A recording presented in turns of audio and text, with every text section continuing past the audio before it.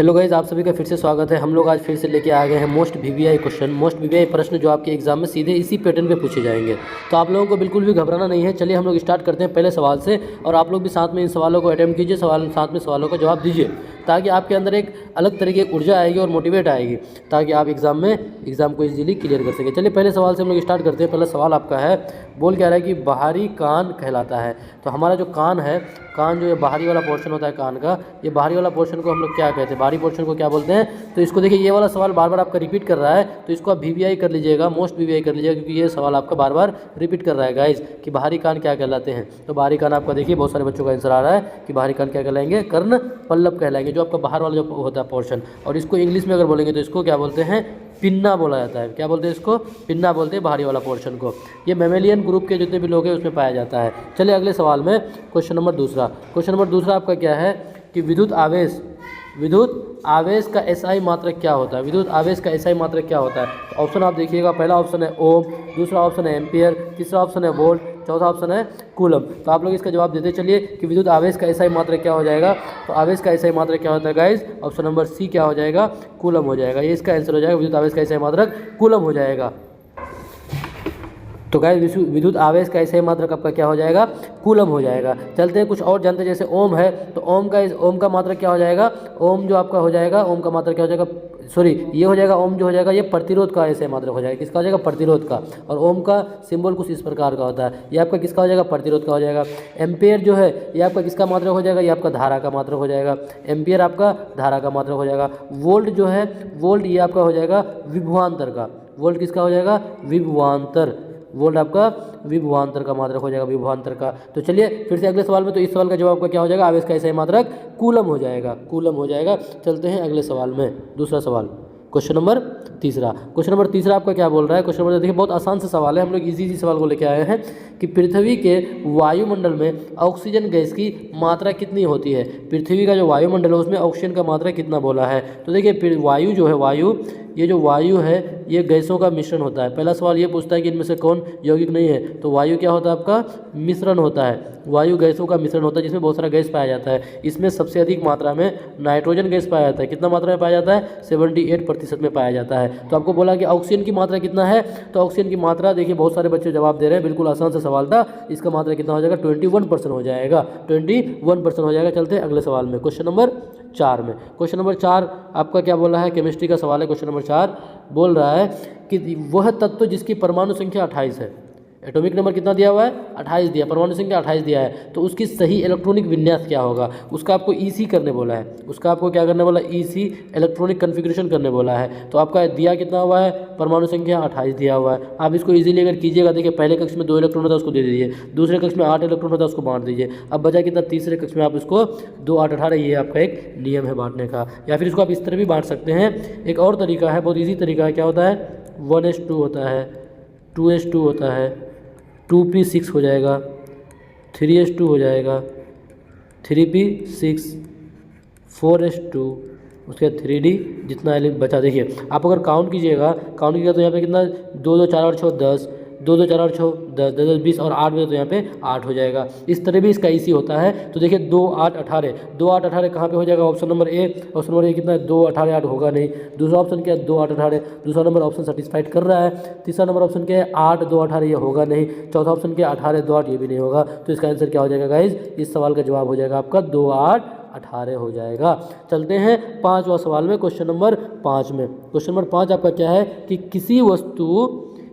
किसी वस्तु की गति के कारण उनमें पाया जाता है। कोई वस्तु गति कर रहा है, कोई वस्तु गति में है, और उसके कारण उनमें क्या पाया जाएगा। तो क्या उसमें प्रकाश ऊर्जा पाया जाएगा, या फिर उसमें ध्वनि ऊर्जा पाया जाएगा, या फिर उसमें गतिज ऊर्जा पाया जाएगा, या फिर उसमें स्थितिज ऊर्जा पाया जाएगा। देखिए बहुत सारे बच्चों का बिल्कुल सही जवाब आ रहा है, क्योंकि बहुत सिंपल सा क्वेश्चन था। क्या है कि गति के कारण। तो गति के कारण आपका कौन सा ऊर्जा हो जाएगा, देखिए गति उधर भी है, गति यहाँ पे लिखा हुआ है। तो गति के कारण उसमें क्या हो जाएगा, गतिज ऊर्जा। और गतिज ऊर्जा को क्या बोलते हैं, काइनेटिक एनर्जी बोलते हैं। काइनेटिक एनर्जी के ही बोलते हैं, के ही काइनेटिक एनर्जी। काइनेटिक एनर्जी बराबर क्या होता है, 12 mv²। काइनेटिक एनर्जी बराबर हाफ mv² हो जाता है। ये आपका गतिज ऊर्जा है, ये इसका फॉर्मूला हो जाता है गाइस। उसके बाद देखिए आपका स्थितिज ऊर्जा जो है ये, इसको पोटेंशियल एनर्जी बोलते हैं। इसको क्या बोलते हैं? पोटेंशियल एनर्जी बोलते हैं। इसको क्या बोलेंगे? mgh, ये इसका फॉर्मूला हो जाता है पोटेंशियल एनर्जी। तो देखिए गति के कारण क्या हो जाएगा? गतिज ऊर्जा उत्पन्न हो जाएगा। ऑब्वियसली बहुत सिंपल सा सवाल था। चलते हैं अगले सवाल में, क्वेश्चन नंबर 6 में। क्वेश्चन नंबर 6 देखिए, आप लोग देख के बहुत सारे बच्चों का अब तक जवाब आ चुका है। बहुत सारे बच्चों का देखिए ऑप्शन जवाब आ रहा है गाइस कि प्रकाश के परावर्तन के कितने नियम है। देखिए कितना आसान सा सवाल है, देखने में आसान लग रहा है लेकिन एग्जाम में यही सवाल आपका सिरदर्द बन जाता है। तो हम लोग उस हर एक सवाल को अटेम्प्ट करेंगे, इसलिए हर एक तरह का सवाल को लेकर हम लोग एग्जाम से पहले उसको हम लोग प्रैक्टिस कर लेंगे गाइस। तो प्रकाश के परावर्तन के कितने नियम है? देखिए, क्या एक नियम है, क्या दो नियम है, या तीन नियम है, या फिर चार नियम है? सबको पता है कि प्रकाश के परावर्तन के कितने नियम हैं? दो नियम है। क्या जब कोई चिकनी सतह पर कोई एक चमकीला सतह होता है, एक परावर्तक सतह होता है, उसमें जब प्रकाश की किरणें आती है, जितने एंगल पे आती है वो उतने ही एंगल बनाते हुए वो वापस लौट जाती है। और इसके बीच में एक ये क्या होता है? अभिलंब होता है जो 90 डिग्री का होता है। तो इसको बोलेंगे ये जो कोण बनेगा, और यहाँ पे जो कोण बनेगा, इस कोण को बोलते हैं एंगल आई बोलते हैं, आपतन कोण। इस कोण को बोलेंगे परावर्तन कोण। तो देखिए इसका नियम क्या, कितना नियम होता है? दो नियम होता है। एक नियम क्या होता है कि angle I is equal to angle R हो जाता है, यानी आपतन कोण जितना होगा परावर्तन कोण भी उतना ही हो जाएगा। और ये पूरा सब चीज़ एक ही तल पे होता है, ये दूसरा नियम होता है। तो कितना नियम हो जाएगा प्रकाश के परावर्तन के? दो नियम, यानी ऑप्शन इसका क्या हो जाएगा? बी हो जाएगा। देखिए बहुत सारे बच्चों का आ रहा था, सही जवाब है, सबका जवाब बिल्कुल सही है गाइज। चलते हैं अगले सवाल में। बस आप लोगों को हिम्मत नहीं हारना है, आप लोग को डट के रहना है, मैदान छोड़ के नहीं भागना है।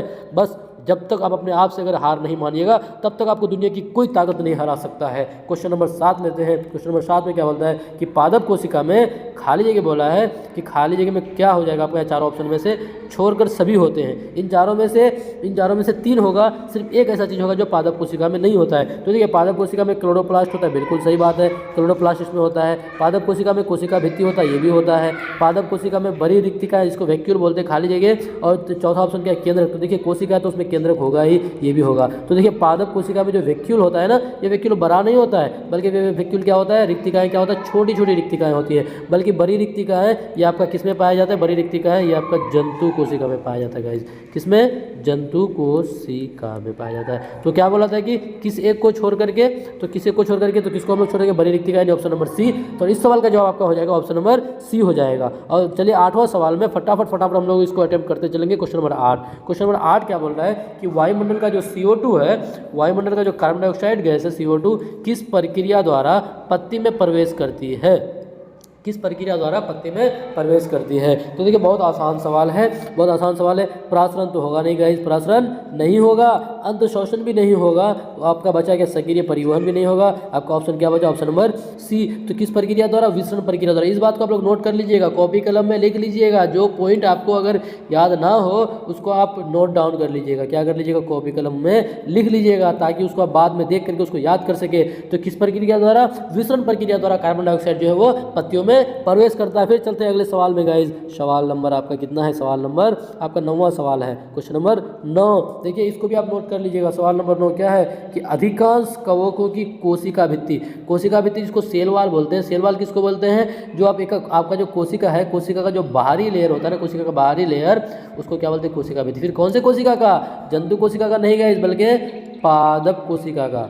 पादप कोशिका का जो बाहरी लेयर होता है उसको कोशिका भित्ति बोलते हैं। यहाँ पे क्या बोला कि कवकों, जो आपका कवक होता है ना, फंजाई, फंगस, उसकी कोशिका भित्ति किसकी बनी होती है? तो देखिए कौ से कवक, कौ से कोशिका भित्ति, और कौ से भी उसका आंसर हो जाएगा काइटिन हो जाएगा, काइटिन हो जाएगा, काइटिन हो जाएगा। बोलिए कूद के बोलिए, कूद के बोलिए, काइटिन काइटिन काइटिन। चलते हैं अगले सवाल में, क्वेश्चन नंबर 10 में। क्वेश्चन नंबर 10 देखिए कितना आसान सवाल है, आसान सवाल है। बस इसी तरह के सवाल आएंगे, आपको घबराना नहीं है, ज़्यादा हार्ड सवाल नहीं रहेगा, सवाल आसान रहेगा। बस आपको जो उसका ऑप्शन जो है वो घुमा देगा। तो हम लोग को घूमना नहीं है, हम लोग को घूमना नहीं है, हम लोग तो कूद के जवाब देंगे। Question number 10। क्वेश्चन नंबर 10 क्या है कि निम्नलिखित में से कौन सा बुझा हुआ चूना है? कौन सा बुझा हुआ चूना? देखिए हम अब तक सवाल पढ़ रहे हैं, लेकिन मेरे बहुत सारे प्रिय जो छात्र हैं उन सबका अब तक जवाब आ भी चुका है। बहुत किसी ने बोल रहा है कि sir option number B, option number B, option number B. बिल्कुल मेरे प्यारे छात्रों, आप लोग का जवाब बिल्कुल सही है कि बुझा हुआ जो चूना होता है वो कैल्शियम हाइड्रोक्साइड जो है CaOH का होल 2, ये क्या होता है? बुझा हुआ चूना के नाम से इसको जाना जाता है। और ये जो आपका CaO है, कैल्शियम ऑक्साइड, इसको क्या बोलते हैं? जरा बता दीजिएगा आप लोग। इसको बोलेंगे काली चूना। क्या बोलेंगे इसको, काली चूना। और आपका जो है CaCO3 कैल्शियम कार्बोनेट है, ये आपका किसका सूत्र है गाइस, संगमरमर। उफ ये संगमरमर सा तरासा हुआ तेरा बदन, जो आप जो शेर जानते हैं, जो संगमरमर, ताजमहल नाम सुने होंगे संगमरमर। या फिर जो अंडा खाते हैं ना, अंडा जो रोज अंडे खाते हैं वो हट्टे कट्टे हो जाते हैं। अंडे का जो बाहरी लेयर होता है ना गाइस, अंडे का बाहरी लेयर, वो भी आपका, उसका भी अगर आपको सूत्र पूछे, बाहरी जो लेयर है उसका भी सूत्र क्या हो जाएगा, कैल्शियम कार्बोनेट ही हो जाएगा। उसके बाद आपका यहाँ पे क्या है, कैल्शियम है। इस कैल्शियम का परमाणु संख्या आप लोग जानते हैं 20 होता है। ठीक है गाइज, चलते हैं अगले सवाल में। तो इस सवाल का जवाब क्या हो जाएगा, बुझा हुआ चूना का CaOH का होल 2 हो जाएगा, कैल्शियम हाइड्रोक्साइड। चलते फटाफट फटाफट फटाफट 11वां सवाल आ गया आपके सामने। चलिए आप लोग फटाफट जवाब दिए, इसका जवाब दीजिए फटाफट। रुकिए जब तो हम इसको घसका दे रहे हैं, आप लोग जवाब दीजिए। पढ़ने में थोड़ा दिक्कत होगा ना, इसको यहाँ कर दिए। लीजिए गाइज जवाब दीजिए। क्वेश्चन नंबर क्या है, 11, प्रत्यावर्ती धारा। देखिए धारा 2 तरह का होता है।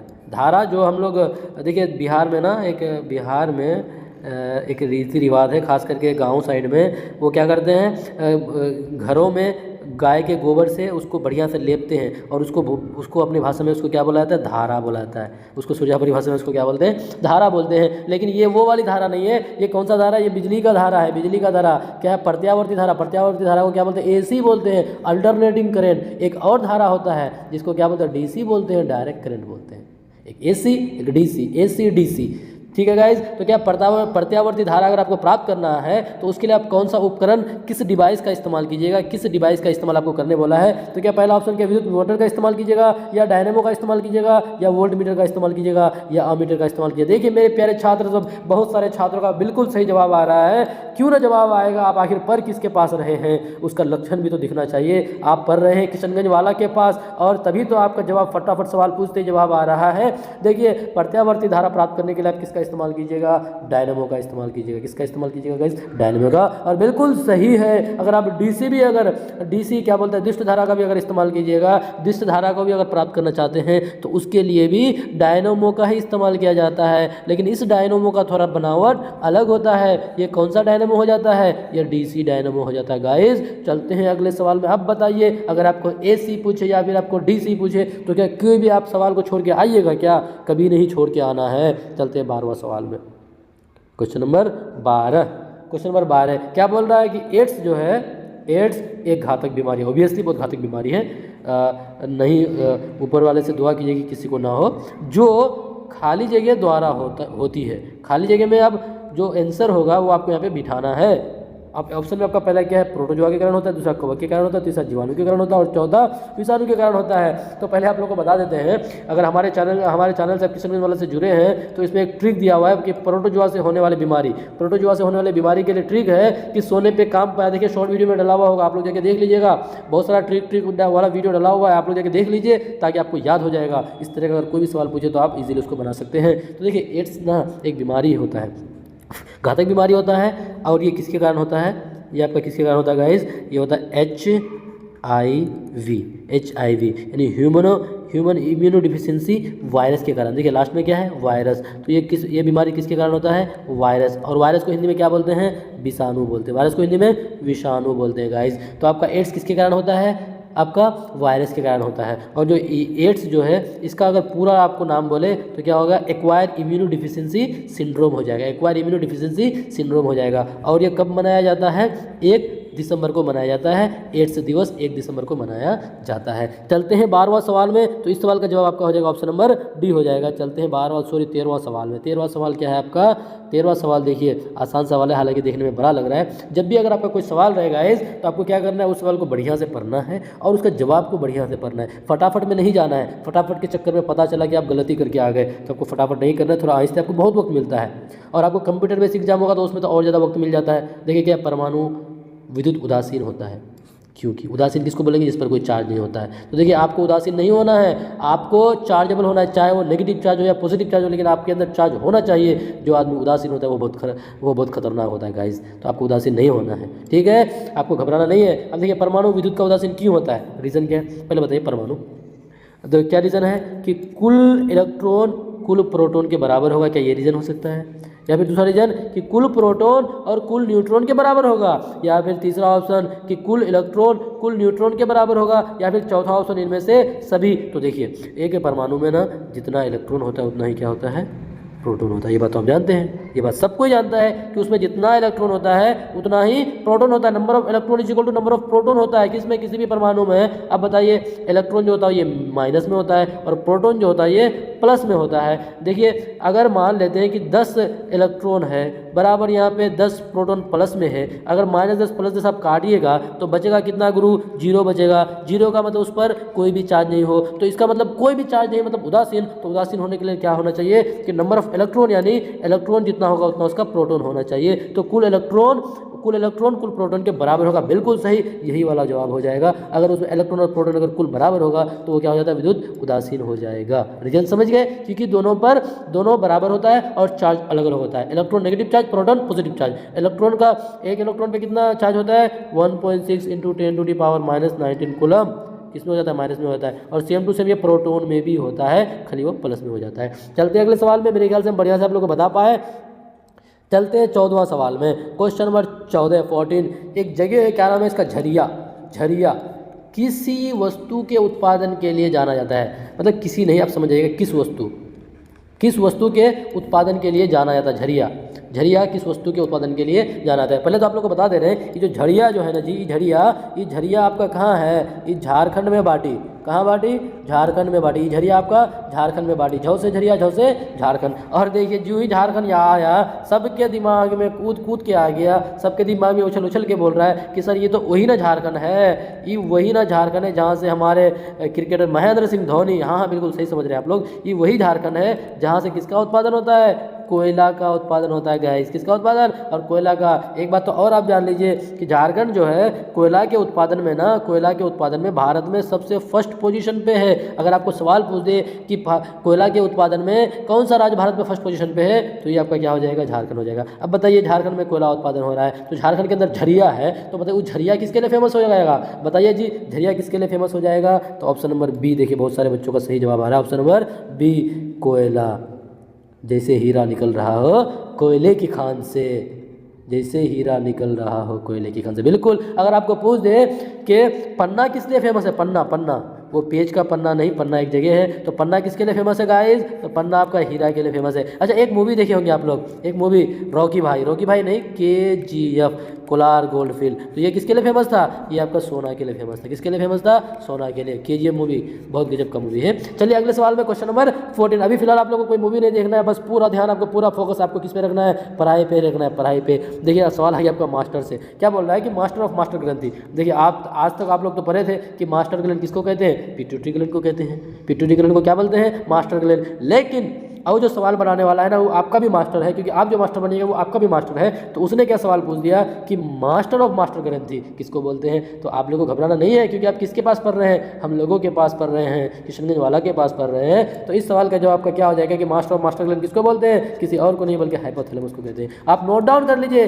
कॉपी कलम में उतार लीजिए, ये बहुत VVI पॉइंट है, बहुत VVI है। आपका मास्टर ऑफ मास्टर ग्लैंड किसको बोलते हैं, हाइपोथैलेमस को कहते हैं गाइस। चलते हैं अगले सवाल में, क्वेश्चन नंबर 16 में चलते हैं। क्वेश्चन नंबर 16 देखिए, बहुत लॉजिक वाला सवाल है कि तारे क्यों टिमटिमाते हैं, तारे क्यों टिमटिमाते हैं, तारे क्यों टिमटिमाते हैं। तो रीज़न देखिए बहुत सारे बच्चों का आ रहा है कि प्रकाश के परावर्तन के कारण, या फिर कोई बोल रहा है कि प्रकाश का वन विक्षेपण के कारण, वायुमंडलीय अपवर्तन के कारण, या फिर प्रकाश का परिकिरण के कारण। देखिए अभी ज़्यादा आप लोग को डिस्क्राइब नहीं करेंगे, काफ़ी ज़्यादा देर हो रहा है, तो देखिए फटाफट आपको बताते चलेंगे और आप लोग नोट डाउन भी कर लीजिएगा, कॉपी कलम में उतार लीजिएगा, ताकि दोबारा जब आप अपना कॉपी को पलटें तो आप उसको क्या करें, वो आपको दिखाई पड़े और आपको याद रह जाए। तो तारे क्यों टिमटिमाते हैं, तो वायुमंडलीय अपवर्तन के कारण। इस सवाल का जवाब क्या हो जाएगा, ऑप्शन नंबर सी हो जाएगा गाइस, ऑप्शन नंबर सी हो जाएगा कि वायुमंडलीय अपवर्तन के कारण तारे आपका क्या होता है, टिमटिमाते हैं। चलिए अगला सवाल, क्वेश्चन नंबर 17। क्वेश्चन नंबर 17 देखिए, दर्पण सूत्र, मिरर फॉर्मूला कैसे भूल सकते हैं इसको हम लोग कैसे भूल सकते हैं। दर्पण सूत्र क्या होता है आपका, 1/b 1/v + 1/u =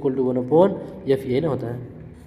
और लेंस फार्मूला क्या हो जाता है, वहाँ पे आपका थोड़ा एक चीज़ बदल जाता है और चिन्ह बदल जाता है, 1/v 1/v - 1/u = 1/f, यानी 1/v - 1/u 1/f, ये हो जाता है आपका लेंस हो जाता है। ये आपका दर्पण नहीं है बल्कि आपका लेंस है। तो हमको क्या मिला था, दर्पण फार्मूला। देखिए मिला, ये कहाँ है, 1/v - 1/u = 1/f। ये तो आपका दर्पण सूत्र होगा नहीं, ये तो आपका लेंस सूत्र हो जाएगा। 1/v + 1/u = 1/f, बिल्कुल ये सही जवाब है। अब आगे और भी देख लेते हैं गाइस, क्या है 1/v बराबर 1/f माइनस 1/u।